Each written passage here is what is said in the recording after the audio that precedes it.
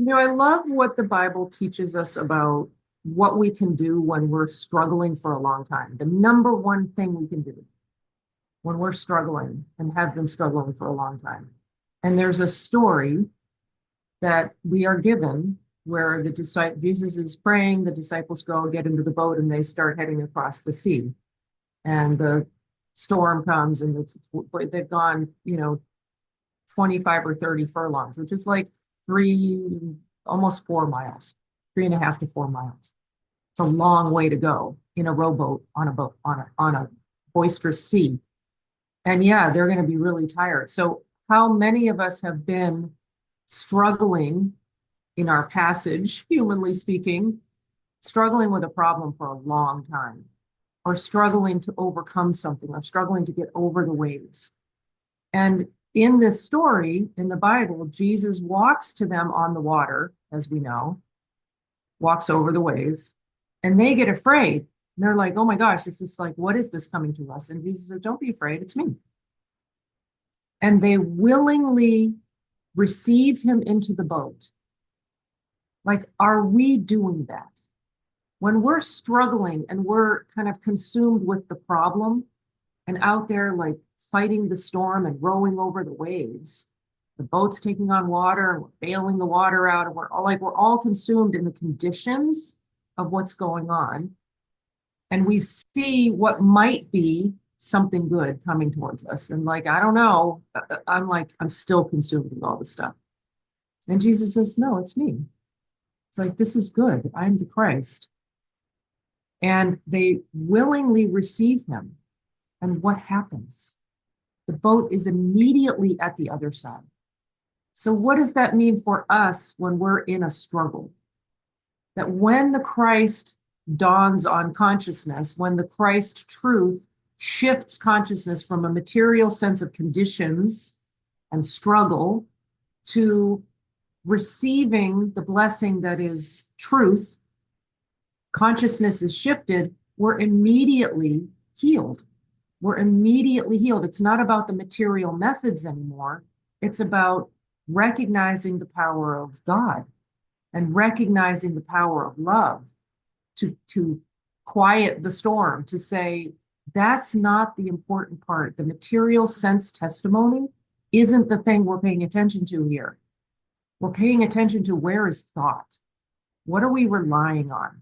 What do we call true and real? God or matter? Spirit or matter? Love or fear? Life or death? What are we calling real? What are we saying has power? That, one of my favorite quotes in Science and Health, where Mrs. Eddy talks about, and if you don't know the name, the full title of the book is Science and Health with Key to the Scriptures, by this woman, Mary Baker Eddy, who discovered this mind science, this Christian science, the science that Jesus demonstrated. Anyway, one of my favorite quotes is, we must look where we would walk, and we must act as possessing all power from him in whom we have our being.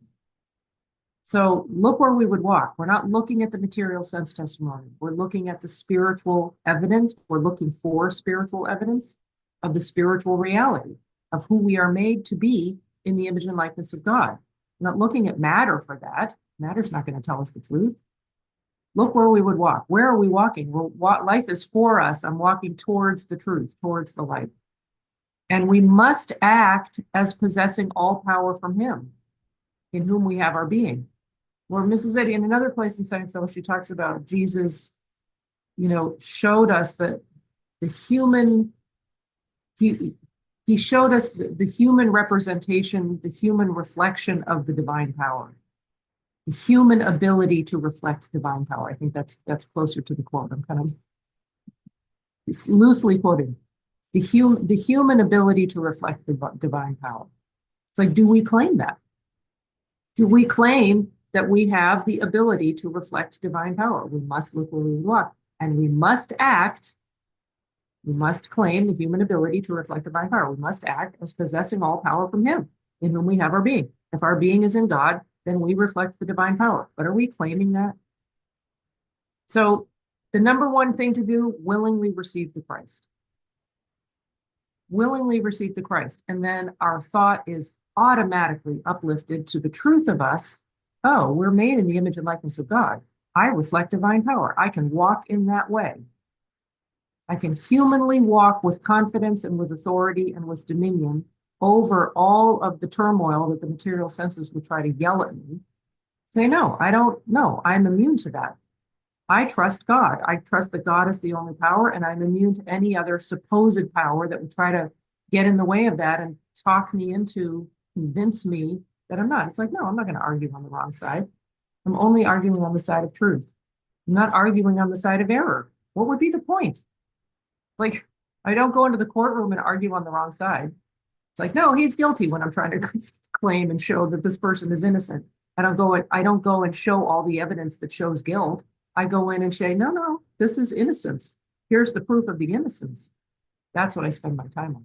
Anyway, talk about a lot of different things here. This was we had quite a very similar. This is kind of a Reader's Digest version of what comes up in Morning Metaphys. So if you haven't tried it, go to getfreesupport.com and check it out, because we have wonderful messages come through in the morning, and God always shows up, and we listen and we hear God's message, and I am just always very, very grateful. And without the people showing up, I don't think it would happen. It happens because people are there, and because we're all listening. Then we hear what God has to say, and it's kind of cool. So if you haven't tried it, check it out. Getfreesupport.com. Okay, lots of love. See you next time. Share this out. Let me know where you're watching from, like all the good stuff. Share, follow. If you haven't followed this channel, definitely subscribe to this channel or followed on this page or whatever it is. This shows up on different YouTube or different social platforms. So do what you need to do for this platform and share it for sure, because someone needs to hear this message today. And you know who that is. So you get to be the messenger. All right. Lots of love.